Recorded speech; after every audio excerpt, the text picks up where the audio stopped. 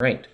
So in this series, or the way this is going to work, is I'm going to give you some breakdown and quick recaps to catch you up to speed on everything that has happened in my homebrew campaign of Evrand from the start till episode 50.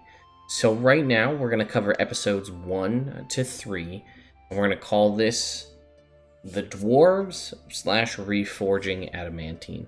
The game opens up with the party had all gone into the dwarven city of Karrak-Faern for one reason or another to join the dwarven forces in their ongoing conflict. The dwarves have a long-running war with the kua-toa. The dwarves dug deep and found a lake and ended up using the lake's water to come back as a great water source, a vast water source to cool their forges, which in turn heated up the water, therefore caused the kua-toa to get angry, and long story short, big epic war between the two. Unfortunately, the kua-toa have bonded themselves to an aboleth, a specific Neolithic aboleth, an undead one, which has granted them its slime to coat their weapons. This is a caustic slime, which destroys regular armor, and those slain with that, if someone is slain with that slime, they die. If they're killed, they raise as a zombie under the aboleth's control. So you can see why the dwarves have been losing the war. Supposedly, the rumor has always gone that the only thing that could withstand something so caustic as this would be adamantine, but the dwarves haven't. The ability to forge adamantine anything has long been lost. That art has been forgotten, and the means to do so lost to history. So we start with the party, basically, which is composed of Rick the Brick von Brick, our dwarven barbarian, who basically was a great hero among the dwarves, lost his memory, actually in the fight with that aboleth. Has no memory of that. Everyone knows who he is. This turned him to become angry, so he became a barbarian. He's in the war because it's something to do and gets his mind off everything else. We're joined by Oz, the halfling rogue, who's actually on a mission to find Rick, and found him joined up. Wave Gouger, the water genasi fighter, who had completed his militia training basically in the nearby town of Brickon's Homestead, and as sort of a finalized graduation, to finalize everything, was sent to help the dwarves on what was supposed to just be a routine patrol mission, nothing really dangerous. And Ember, the tiefling sorcerer, who was just sort of fleeing from her own past, and she is basically a fireball and very destructive. And if they could channel that towards taking out the dwarves' enemies, that would be a good thing. So they all join up, but this supposed standard routine turned into quite the disaster as one of the higher level kua-toa spellcasters came in, and the party actually started unconscious, basically dead, before they were brought back by a cleric on the field.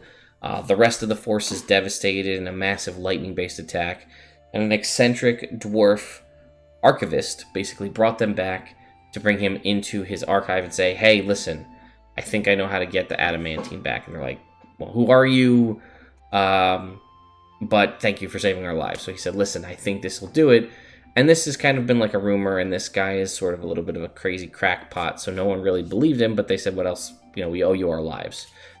We also did run through Danger at Deepforge, which is a module you can pick up on the DM's Guild, which is kind of what this is. So basically, they travel through the mines to basically try and find this lost adamantine heat pump, which is basically the main thing that allows the dwarves to forge adamantine. So they're going to go and try to find this and bring it back. They go through, they encounter a bunch of different minecart travels and things on the way.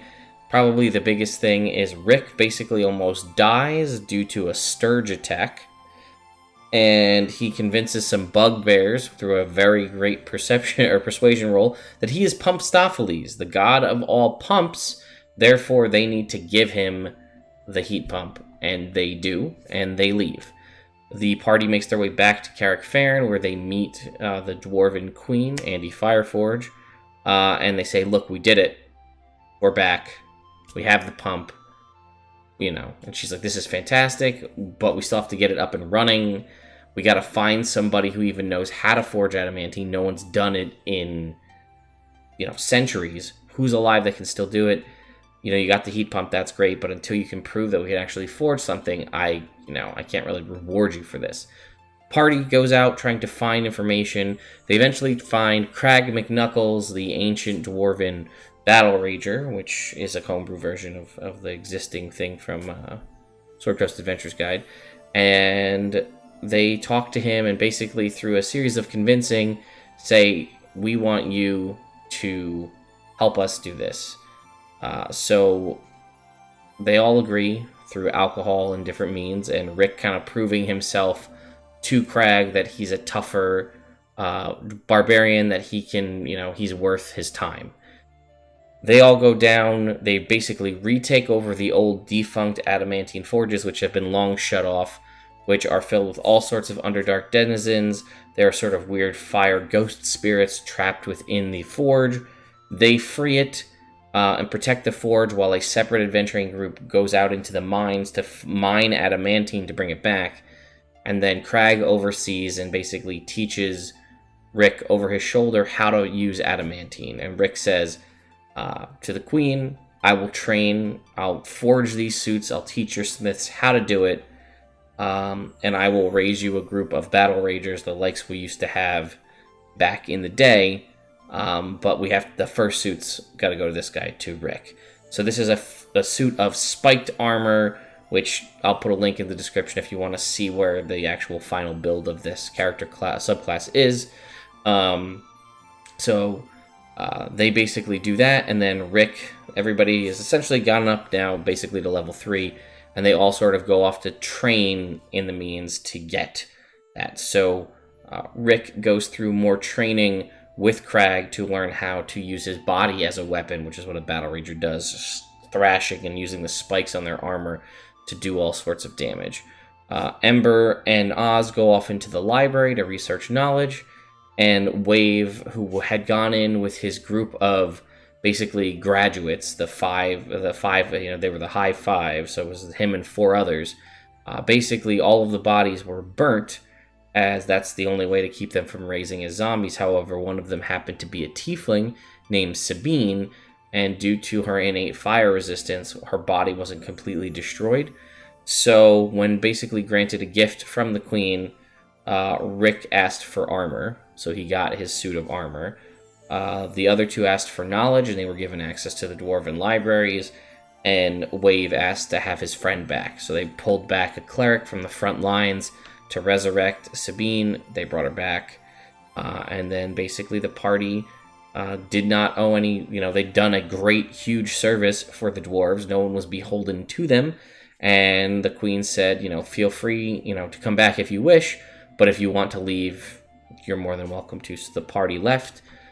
Rick, having left, Crag McNuckles says, when you have more time, come back and we'll truly finish your training, as you've only just begun the path of the Battle Rager.